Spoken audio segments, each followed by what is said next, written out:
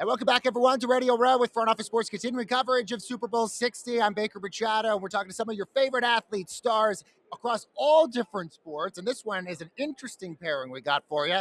We got Cowboys kicker Brandon Aubrey joining us alongside U.S. men's national star, the legend Tim Howard. Guys, thank you so much for joining us. Thanks for having us. All right, so how did you guys get together? I know, obviously, soccer, you've got a big background in MLS as well.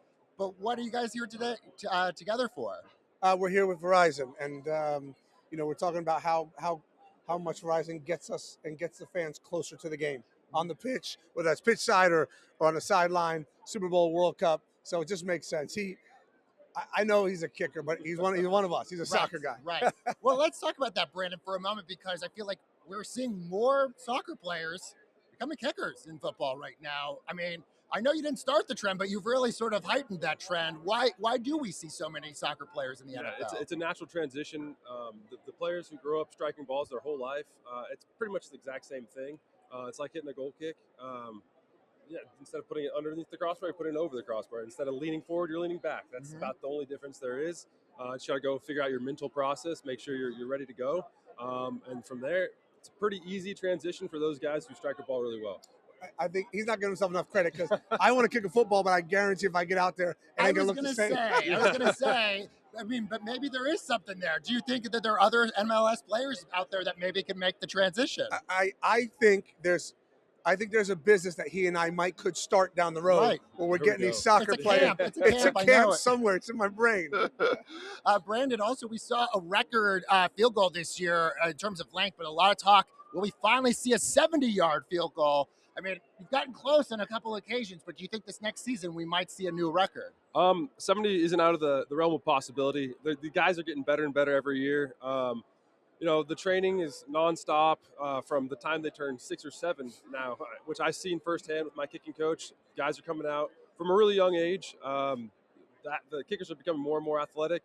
The distances are there. I think coaches are starting to believe in it as well. You see guys getting attempts from 60 plus, and it's inching back slowly. So I think coaches are comfortable with it. Given the right situation, it could happen.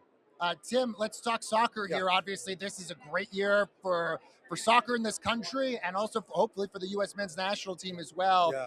What do you think our chances are going to be this year? Well, look, we've got to put it all together. Anytime you go to a World Cup, you need a lot of talent, you need a lot of luck.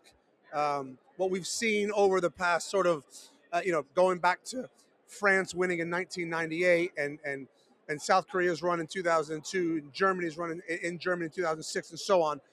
The host nation gets a big boost. It gets a huge boost, and it's so tangible that when you're in the tournament and you get that momentum, you sort of ride that wave. This is a very talented team. There's obviously an extra round this year because of all the teams. So, if they can get, I think they'll win the group and get to the round of 32 and round of 16 and see what happens. And there's got to be a giant killing in there somewhere.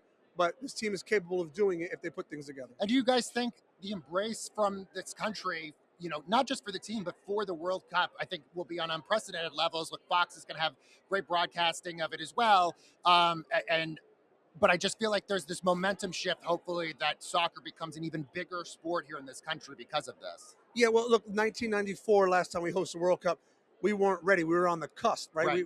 That was the catalyst into getting us into the sport as a country. We are now so ready to take the next leap. And look, this is going to be the biggest World Cup on record, butts and seats, dollar signs, eyeballs. So what happens then afterwards, I think is going to push soccer in America to another realm. And what do you think about that? I'm excited. I'm in the Dallas area, so I'm really excited to get out and see as many games as possible. We got 9 games, got a semifinal. I just want to get my butt in the seat.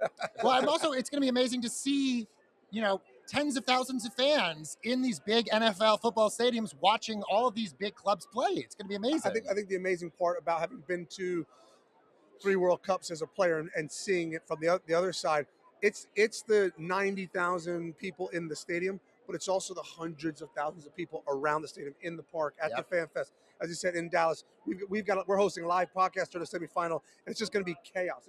There's so many people in these host cities. It's amazing. Tim, Brandon, thank you guys so much for joining us. Congratulations on all the successes last year. And Tim, best of luck as well. Thanks. Thank and guys, we got a lot more interviews coming your way from Radio Row. Stay with Front Office Sports.